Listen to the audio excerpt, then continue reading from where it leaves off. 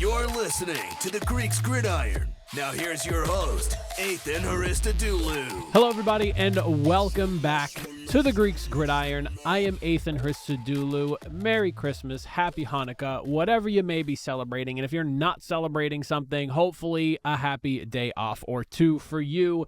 Today, we're taking a look at the NFL on Christmas football games. We got the Chiefs going into Pittsburgh to take on the Steelers. We also have the Ravens going into Houston to take on the Texans. So a couple of games we got to dive into here, make some predictions for. As always, I cannot stress it enough. I am not a betting channel. I am just a guy that likes to make game predictions. I like the game of football. I love the game of football. That's why I'm here, to discuss, to talk some ball with you all, and I hope that's why you are here, or for whatever other reason, just to have yourself a good time. That being said, feel free to fire those predictions of your own in the comment section down below. Starting off with the first matchup we're looking at here, the Chiefs going into Pittsburgh to take on the Steelers. As it currently stands, Pittsburgh does hold the keys to the AFC North because they have a better conference record than Baltimore. So the number 3 seed right now, as it currently stands, belongs to the Pittsburgh Steelers. That can change, obviously, with some losses, but just keep that in mind. That being said, the Chiefs, offensively, seems like they're starting to figure things out at the perfect time here. Patrick Mahomes' play over the last, I would say about month and a half or so, has really cleaned up, taking care of the football, not throwing interceptions like he was during the first half of the season. On top of that, they're getting healthy. Isaiah Pacheco coming back, Marquise Brown making his debut last week as well. This is the right time to get right and get healthy, and Kansas City is doing both of those things. Now, a couple of things I'm looking at for this game here that I think are worth keeping an eye on. First and foremost, the Chiefs' pass protection going up against this Pittsburgh pass rush, which is a pretty good unit overall. Maybe not the best season that they've had over the last handful of years, but still a good unit you have to respect week in and week out, no matter the opponent. Obviously, left tackle DJ Humphries, already announced, is out again. So this will be the third straight week that he has missed time. But despite that, honestly, the Chiefs' offensive line these last couple of weeks has looked really good. 1 sack allowed between their last 2 games, with 33 pressures to go along with that.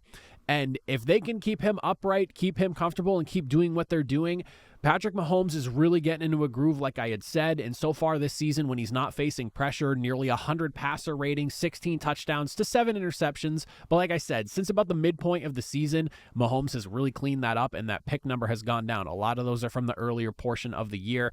And then a 74% completion rate. If they can keep Mahomes comfortable and protected, they should be all right. And this Pittsburgh defense, like I said, their pass rush, pretty good unit, especially when it comes to just overall pressuring the quarterback, making them uncomfortable, maybe forcing them into mistakes like we haven't been seeing too much of Mahomes lately.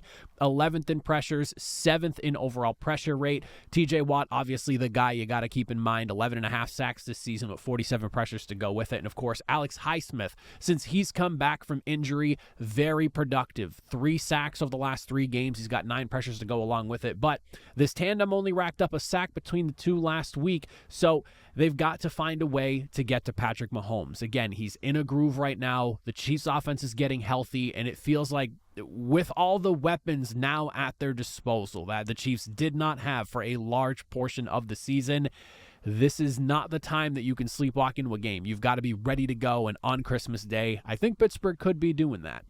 The other thing I'll be watching on the flip side of things defensively for the Chiefs is how they're going to be handling wide receiver George Pickens, as I think he is set to bring the life back to the Steelers offense. Set to return tomorrow. Now, a few of the interesting numbers, because it really feels like these last couple of weeks, this Pittsburgh offense especially, has really been missing Pickens as a threat in the passing game. You look at what they've done over the last 3 weeks without him, averaging 15 points per game in their last 2 games. And then, yes, they scored 27 against Cleveland, but your defense had 3 takeaways, setting up some short fields, and I always hate saying this, but it rings true. It's the Cleveland Browns and what they look like this season. So, I mean, yeah, 27 points, but you had a lot of help from your defense in that game to set you up for those 27. So the offense without George Pickens has been a little bit dead in the water. And with him coming back, you get somebody who is about 47% worth of Pittsburgh's deep balls since Russell Wilson has taken over, which is 5th most in the NFL in that time frame, according to Next Gen Stats. And on top of that, he is 44% of Pittsburgh's intended air yards this season as well, second only to Calvin Ridley, who's at about 47%, again, according to Next Gen Stats. This is somebody who the Steelers constantly look to in the passing game, in those crucial situations, and to make some of those really tough catches that George Pickens has kind of made a name for himself catching. So if he's going, all eyes on the defense and who's going to be lined up alongside from him. I'm very curious to see, just play by play, who is going to be the one tasked with covering him and how do they fare? Because if this is one of those games where Pickens comes back, he's motivated, Steelers have the AFC North on the line, that could pose a little bit of a trouble. That being said, just some injuries to look at. Joey Porter, the cornerback on the Steelers end, he is going to be out for this game. But on the flip side, couple of key names to keep in mind. Like I mentioned, DJ Humphries out again, 3rd week in a row. But you're also looking at right tackle Jawan Taylor as well. So keep an eye on the tackle positions for this game here, especially if Jawan Taylor can't go. And then there's, of course, Chris Jones, who popped up on the injury report as well. Just got to keep an eye on those two guys because they both are listed as questionable. As for who I think is going to win, though, this is a tough one right now because with each and every single passing week that goes by, the Chiefs find a way to win. They get the job done week in and week out. But with every win that goes by, there's a piece of me that is thinking at some point they've got to drop another game. There's not a whole lot of one-loss seasons in NFL history, and it's tough, obviously, to do that. It's tough to go undefeated. It's just not one of those things that happens too likely. It's too often, rather. So in Pittsburgh, with the AFC North hanging in the balance right now, and the Steelers definitely let the ball drop last week, getting their guy George Pickens back. With this defense, I think maybe feeling not embarrassed, but not happy with what their performance looked like last week. They're probably a little bit more motivated in this game here. I am going to take the Pittsburgh Steelers for the win here. I'm taking an upset win, 24-20. This one feels like it's going to be a bit of a slugfest, and I'm looking at a scoreline, something along the lines of like 24-20. But I think it'll be a tight contest to the very finish. But it feels like now is the time for Kansas City to maybe catch that second loss. Obviously, I could be wrong on this one here, and I'm not 1,000% confident on this one. I'm not 100% confident. I might not even be like 80% confident in this. There is a piece of me that constantly feels like picking against the Chiefs and Patrick Mahomes is about as dumb of a choice as you can make. And 14 times this season, they have proven that true. So tough pick here, but there is just a gut feeling that I have that this is the game. This is the one that they drop again. They'll drop to 14-2, but good opportunity to still just lock up the number 1 seed with a win next week. But I like Pittsburgh. And then the other game that we're looking at, we got the Baltimore Ravens going into Houston to take on the Texans. The Texans claiming wide receiver Deontay Johnson off of waivers. I don't expect him to play. I mean, maybe there's a possibility, but it almost feels like it's too soon. And with some of the issues that we've been hearing about Deontay Johnson over the last year or so, I just feel like this is more so maybe trying to see, well, obviously maybe if Deontay Johnson and his talent can flourish in Houston, yeah, that's obviously a plus down the road these next few weeks. But for this week, it's about intel and just trying to figure out what you can in regards to bringing him in.